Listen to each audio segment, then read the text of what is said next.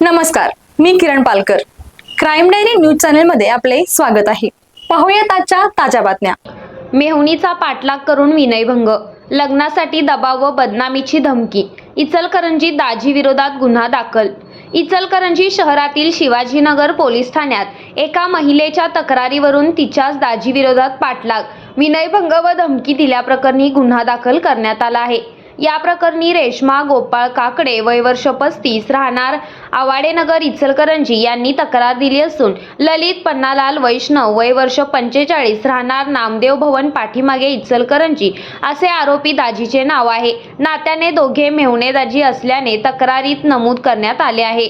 फिर्यादी महिलेच्या तक्रारीनुसार दिनांक 4 डिसेंबर 2025 ते 27 जानेवारी 2026 या कालावधीत आरोपीने वारंवार मानसिक व शारीरिक त्रास दिला. तू मला आवडतेस, माझ्याशी लग्न कर अशी मागणी करत आरोपीने जबरदस्तीने जवळीक साधण्याचा प्रयत्न केल्याचा आरोप आहे. तसेच लग्नास नकार दिल्यास बदनामी करण्याची धमकी देत तुझे बाहेर अनैतिक संबंध आहेत असे खोटे आरोप करून समाजातील प्रतिष्ठा मलिन करण्याचा प्रयत्न केल्याचेही फिर्यादीने तक्रारीत म्हटले आहे. कामावरून घरी परत जात असताना पाठलाग करणे तसेच अपमानास्पद व अश्लील शब्द वापरल्याचाही आरोपी करण्यात आलेला आहे.